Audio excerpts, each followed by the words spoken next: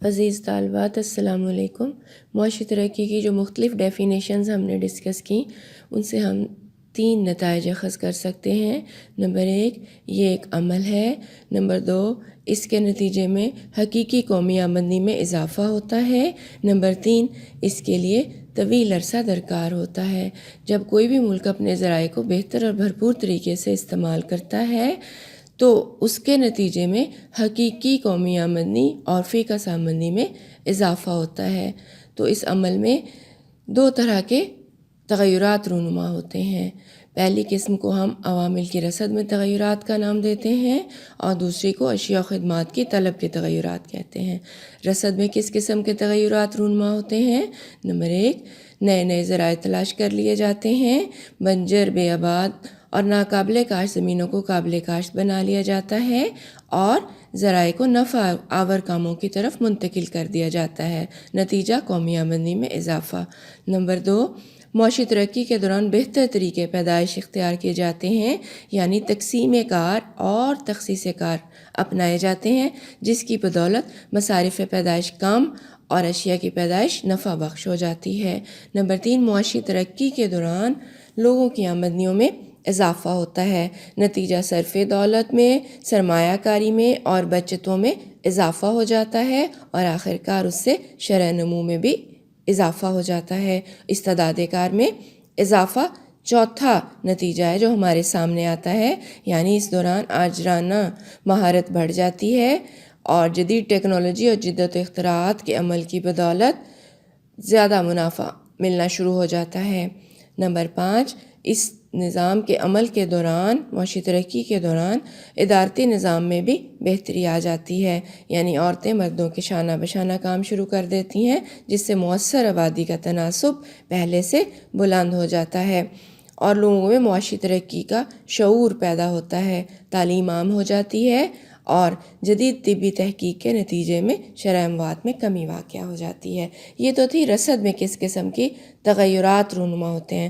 اب ہم دیکھیں گے اشیاء و خدمات کی طلب میں اس عمل کے دوران کیا تغیرات رونما ہوتے ہیں۔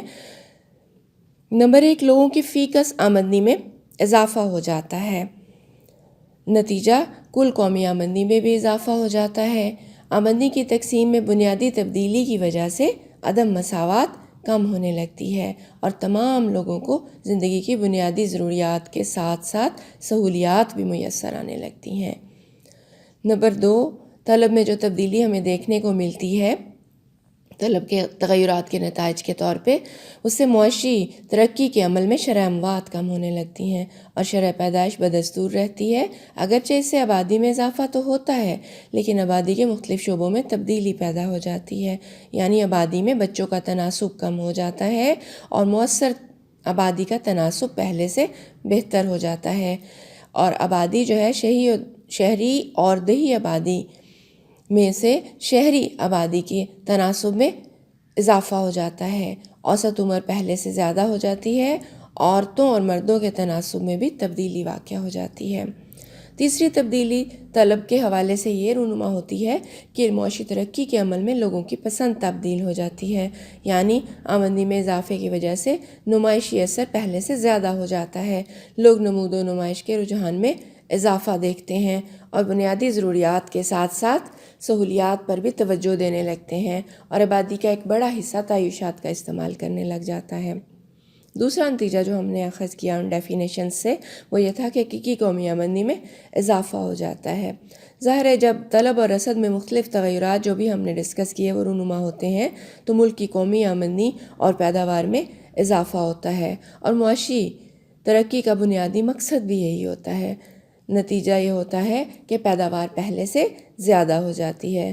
اگرچہ آبادی میں اضافہ ہوتا ہے لیکن اکثر اوقات پیداوار کی شرح اس سے کئی گنا زیادہ رفتار سے بڑھ رہی ہوتی ہے، یعنی اشیاء و خدمات کی پیداوار تیز رفتاری سے بڑھتی ہے۔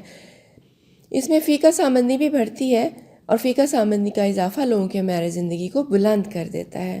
بس معاشی ترقی اسی وقت حاصل ہوتی ہے جبکہ حقیقی قومی آمدنی اور فی کس آمدنی میں مسلسل اضافہ ہو رہا ہو۔ اسی کو ہم معاشی ترقی کا نتیجہ قرار دیتے ہیں۔ اگر حقیقی قومی آمدنی میں کوئی اضافہ نہ ہوا ہو تو اسے ہم ملک کی معاشی ترقی قرار نہیں دے سکتے۔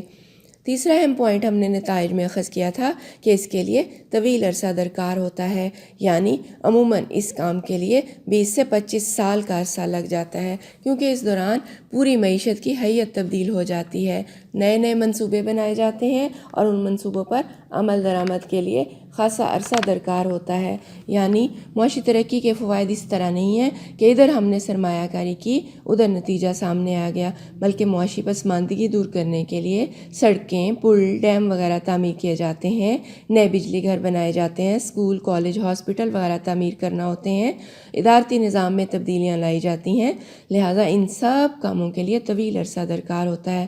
تو ہم یہ کہہ سکتے ہیں کہ معاشی ترقی 1 یا 2 سال کے عرصے میں حاصل نہیں ہوتی، بلکہ اس کے لیے 20 سے 25 سال کا عرصہ یعنی ایک طویل عرصہ درکار ہوتا ہے۔ آج کے لیے اتنا ہی، اللہ حافظ۔